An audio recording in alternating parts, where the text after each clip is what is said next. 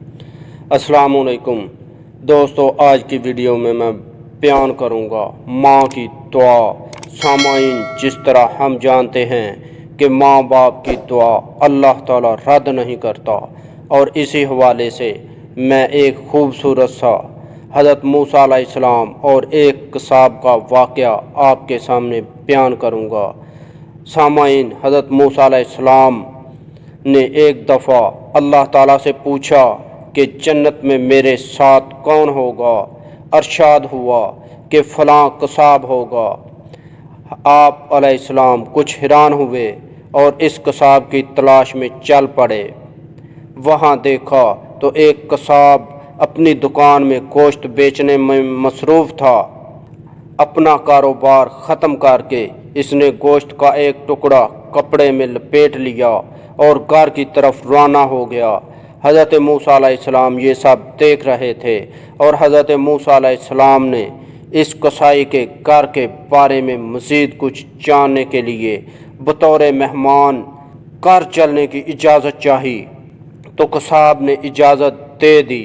सामाईन, घर पहुंचकर कसाई ने गोश्त को पकाया, फिर रोटी पकाकर इसके टुकड़े शोरबे में नरम किए और दूसरे कमरे में चला गया, जहां एक नहायत कमज़ोर बुढ़िया पलंग पर लेटी हुई थी। कसाब ने बमुश्किल इसे सहारा देकर उठाया और एक एक लुक़मा इसके मुंह में देता रहा। जब इसने खाना खा तमाम किया तो बुढ़िया का मुंह साफ किया।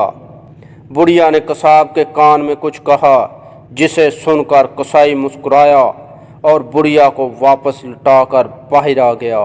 हज़रत मूसा अलैहिस्सलाम जो ये सब कुछ देख रहे थे, आप अलैहिस्सलाम ने कसाब से पूछा, ये औरत कौन है और इसने तेरे कान में क्या कहा जिस पर तू मुस्कुरा दिया।